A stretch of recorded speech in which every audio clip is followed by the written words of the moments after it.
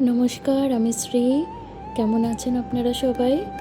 আজ ভোর ভোর মিশকাকে স্কুলে দিয়ে আমি চলে এসেছি আমাদের শ্রীরামপুর মাহেশের মাঠে। আপনারা সবাই নিশ্চয়ই জানেন যে আজকে শ্রী জগন্নাথ দেবের স্নানযাত্রা। তাই আমি চলে এসেছি আজকে আপনাদেরকে সঙ্গে করে নিয়ে আমাদের বিখ্যাত শ্রীরামপুর মাহেশের শ্রী জগন্নাথ মন্দিরে, যেখানে আজকে প্রভুকে 108 ঘড়া জল দিয়ে স্নান করানো হবে। পুরীর মন্দিরের পরে শ্রীরামপুর মাহেশের এই মন্দিরটি পৃথিবীর দ্বিতীয় প্রাচীনতম মন্দির। এটি তৈরি হয় 1396 খ্রিস্টাব্দতে। আমাদের মাহেশে এটা এবার 630তম রথযাত্রা। আজকের দিনে প্রভু নিজের মন্দির থেকে বেরিয়ে এই স্নান মঞ্চটার ওপরে সকাল থেকে সেই রাত্রির অবধি থাকেন। তাই আজ আর মন্দিরের দরজা খোলার বা বন্ধ হওয়ার কোনো নির্দিষ্ট সময় নেই। ভক্তেরা সারা দিন এসে প্রভুর দর্শন করতে পারে ও পুজো দিতে পারেন। আসুন এবার আপনাদেরকে প্রভু স্নান মঞ্চের ওপরে নিয়ে যাই। আরও অনেক কাছ থেকে প্রভুকে আপনাদেরকে দর্শন করাতে পারবো। এইটা হচ্ছে প্রভু স্নান মঞ্চে ওঠার সিঁড়ি। পৌঁছে গেছি প্রভুর স্নান মঞ্চের ওপরে। আর আজকের দিনে এখানে ভক্তদের যা সমাগম, যদি এতটুকুন জায়গা নিজের জন্যও বার করে নিতে পারি, জানবো প্রভুর অনেক কৃপা। আজ থেকে প্রায় 630 বছর আগে শ্রী ধ্রুবনন্দ ব্রহ্মচারী নামক একজন সাধক পুরীর শ্রী জগন্নাথ মন্দিরে নিজে হাতে ভোগ রাঁধবেন বলে ইচ্ছে প্রকাশ করেছিলেন। কিন্তু তখনকার দিনে পুরীর মন্দিরে যেই সেবায়েতরা ছিলেন তারা তাতে ঘোর আপত্তি জানান। তাই মনের দুঃখে তিনি পুরীর সমুদ্রের তীরে চলে যান।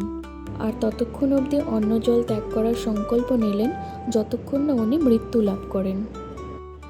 অনশনে বসার 3 দিন পর প্রভু শ্রী জগন্নাথ ব্রহ্মচারীর স্বপ্নে এলেন।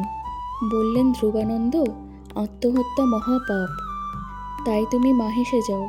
ওখানে ভাগীরথী নদীর তীরে একটি নিমকাঠ ভেসে আসবে, সেই দিয়ে তুমি আমার প্রতিমা তৈরি করো। আমি তোমার সেবার অপেক্ষায় রইলাম। সেই শুনে সাধক আমাদের মাহেশে আসেন এবং ভাগীরথীর তীরে সেই নিমকাঠ ভেসে আসার অপেক্ষা করতে থাকেন। একদিন দেখলেন যে সত্যি একটা বড় নিমকাঠ গঙ্গায় ভেসে আসছে। সেই দেখে তিনি জয় জগন্নাথ বলে ঝাঁপিয়ে পড়লেন। নিমকাঠটিকে উনি যেই কল্পিত রূপ দিতে চাইছিলেন সেটা কোনো ভাস্করই বানিয়ে দিতে পারছিলেন না। তারপর একদিন স্বয়ং বিশ্বকর্মা বালক রূপে এসে ওনাকে বললেন যে আপনি যেই কল্পিত রূপটা চাইছেন আমি সেটা বানিয়ে দিতে পারবো। এই বলে তিনি শ্রী ধ্রুবানন্দকে বিশ্রাম নিতে বললেন। আর তারপর সকালে উঠে ধ্রুবানন্দ দেখলেন যে শ্রী জগন্নাথ দেব, বলভদ্র আর দেবী সুভদ্রার মূর্তি তৈরি হয়ে গিয়েছিল। সেই 630 বছর আগে গঙ্গায় ভেসে আসা নিমকাঠ দিয়ে তৈরি প্রভুর মূর্তি, যা স্বয়ং ভগবান বিশ্বকর্মা নিজে হাতে তৈরি করেছিলেন, সেই মূর্তি আজও আমাদের মন্দিরে পূজিত হয়।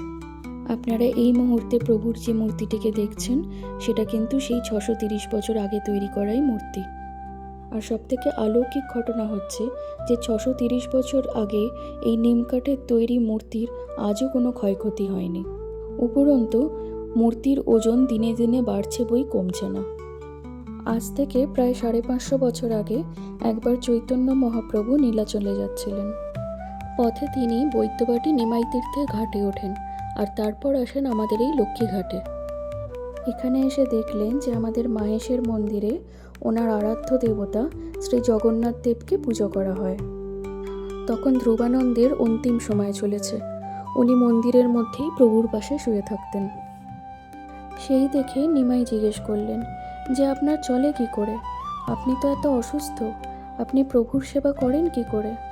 ধ্রুবানন্দ তখন বললেন, একটি ছোট্ট বালক আসে রোজ, সেই সারাদিন মন্দিরে সেবা করে, পুজো করে, ভোগ রান্না করে, আবার খায় দায় চলে যায়। সব শুনে বোঝা গেল যে সেই ছোট্ট বালকটি শ্রী জগন্নাথ দেব নিজেই ছিলেন। উনি নিজের সেবা নিজেই করে নিতেন। ইতিমধ্যে ধ্রুবানন্দ নিমাইকে বললেন যে তুমি যখন এসেছো তখন তোমার হাতে এই মন্দিরের সমস্ত দায়ভার দিয়ে আমি এবার স্বর্গলাভ করতে চাই। তখন শ্রী চৈতন্য মহাপ্রভু নিজের 12টি গোপালের মধ্যে নিজের পঞ্চম গোপাল কমলাকর পিপলাইকে বললেন যে তুমি গৃহী হও আর এই মাহেশে তুমি নবনীলাচল প্রতিষ্ঠা করো। উনি 64 জনের মধ্যে প্রথম মহান্ত ছিলেন। সেই থেকে আজও তার 14th জেনারেশন এই মন্দিরের সেবা করে চলেছেন। বলা হয় যে এই অক্ষয় তৃতীয়ার দিন ওনার খুব মাথা যন্ত্রণা হচ্ছিল। তো তখনকার দিনে তো আর মাথা যন্ত্রণার ওষুধ পাওয়া যেত না, তাই সেই ব্যথা কমাবার জন্যে ওনার সারা অঙ্গে চন্দন মাখানো হয়। চন্দনটা খুব ঠান্ডা জিনিস, কিন্তু 42 দিন পরেও যখন ওনার মাথা ব্যথা কমলো না, তখন এই স্নানযাত্রার দিনে ওনার মাথায় ঘড়া ঘড়া দুধ ও গঙ্গাজল ঢালা হয়। আজকের দিনে ওনাকে 108 ঘড়া দুধ গঙ্গাজলে স্নান করানো হয়, আর সেই স্নান করে উনি জ্বরে পড়ে যান। এই সময়টিকে বলা হয় অনাবসর, মানে ইংলিশে যাকে বলা হয় কোয়ারেন্টাইন। এই সময় প্রভুর মন্দিরের দরজা বন্ধ থাকে, প্রভুকে শুধু উৎসর্গ করে পুজো করা হয়। এই সময় কোনো রকম চিৎকার চেঁচামেচি কাঁসর ঘণ্টা কিচ্ছু বাজে না, নীরবতা পালন করা হয়। এই সময় উনি কোনো ভোগ গ্রহণ করেন না, শুধু দুধ, সাবু, বার্লি এসব খান। স্নানযাত্রার 15 দিন পর প্রথম যখন ওনার মন্দির খোলা হয়, তখন ওনাকে রাজবেশে সাজানো হয়, আর সেই দিনটাকে বলা হয় নবযৌবন। পুরীতে যেমন বলে নবকলেবর, আমাদের এখানে মাহেশের মন্দিরে বলে নবযৌবন। আর তারপর শুরু হয় জগন্নাথ দেবের রথযাত্রা। উনি রথে করে নিজের মাসির বাড়ি যান। কথাতে আছে যে যারা নাস্তিক বা কোনো কারণে প্রভুর ওপরে খুব অভিমান করে আছেন, তাদের সঙ্গে প্রভু দেখা করতে নিজেই রথে করে বেরিয়ে পড়েন। প্রভুর স্নান এখনও অনেকটাই বাকি, ততক্ষণে চলুন আপনাদেরকে প্রভুর মন্দিরটা ঘুরিয়ে দেখাই। স্নান মঞ্চের ঠিক পাশেই মন্দির, আর এই মন্দিরে যাওয়ার পথে দেখুন কি সুন্দর আলপনাটা দিয়েছে।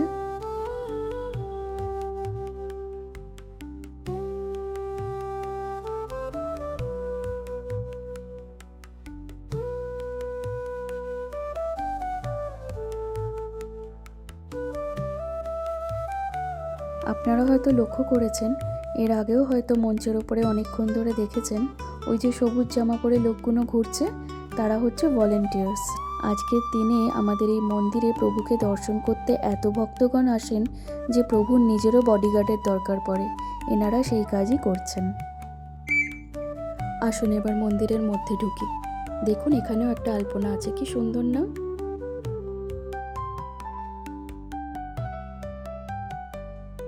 এই হচ্ছে আমাদের মাহেশের শ্রী জগন্নাথ দেবের মন্দির। আজকে প্রভু এই মন্দির থেকেই বেরিয়ে স্নান মঞ্চতে গিয়ে বসেছেন।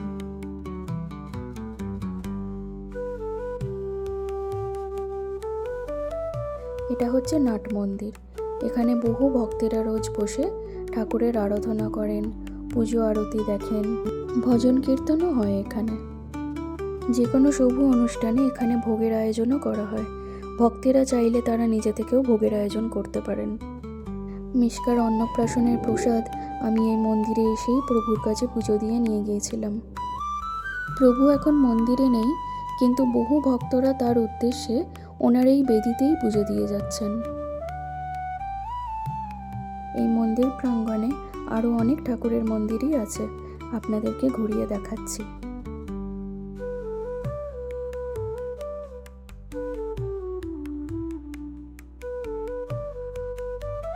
এখানে আছে বজরংবলীর মূর্তি আর মহাদেবের মূর্তি, আর পাশেই আছেন শ্রীরামকৃষ্ণ, মা শারদা আর স্বামী বিবেকানন্দ।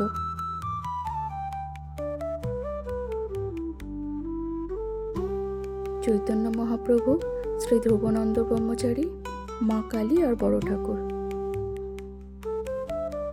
স্নানযাত্রার দিন কিন্তু বৃষ্টি হয়, তবে আজ কিন্তু এখানে কোনো বৃষ্টি নেই, রোদও অবশ্য নেই, কেমন যেন একটা গুমোট করা ওয়েদার।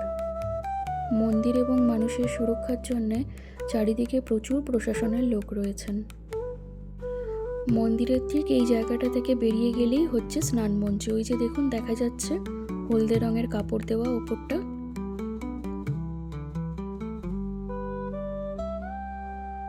রথের মেলা বসতে যদিও এখনো 15 দিন বাকি, কিন্তু মন্দিরের মধ্যে এসে দেখি কি সুন্দর হাতে তৈরি কাঠের কিছু ঠাকুর এবং পুতুল নিয়ে বসেছেন।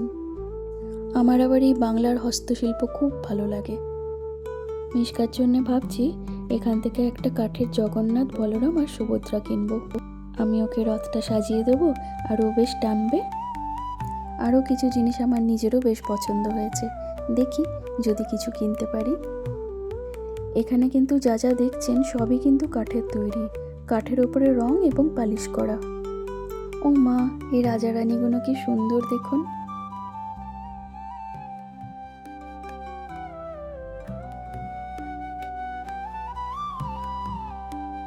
এই জগন্নাথের মূর্তিটা আমার বেশ পছন্দ হয়েছে।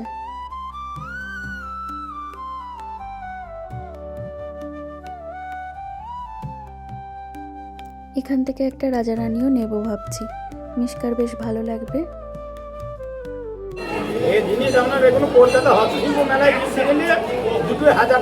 আসুন দেখাই আমি ওই দোকানটা থেকে কি কি কিনলাম। একটা প্রভুর মূর্তি আর একটা শ্রীকৃষ্ণের মূর্তি কিনেছি। এখানে সেই দুটো পেঁচা জোড়া, যেগুলোকে আমি বললাম কি মিষ্টি দেখতে। আর এই রাজারানী দুটো। এই রাস্তাটা জিটি রোড থেকে মন্দিরের দিকে যাচ্ছে। এখানে আপনি পুজো দেওয়ার যাবতীয় জিনিস পাবেন, ফুল, মিষ্টি, ধূপ, বাতি সব পাবেন। তাছাড়াও এখানে মেলায় বসার মতো ছোট ছোট বিক্রেতারা আজ থেকেই বসে পড়েছেন। আজ তো আসলে এখানে প্রচুর মানুষের আনাগোনা, সেই আশায় ওনারাও বসেছেন যদি কিছু বিক্রি হয়।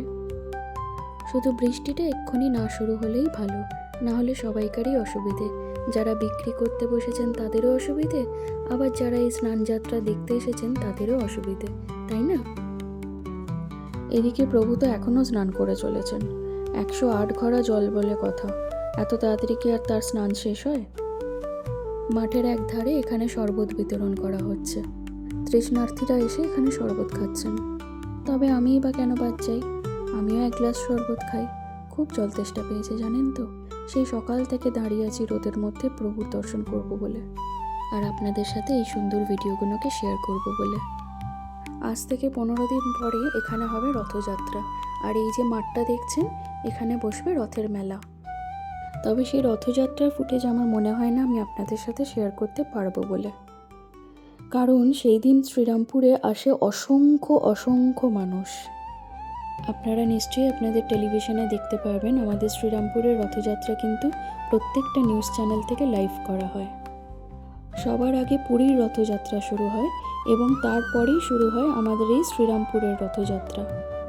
এই রথ এবং রথযাত্রা সম্পর্কে আমি আপনাদেরকে আরও অনেক ইনফরমেশন দেবো, তবে আজ আর নয়।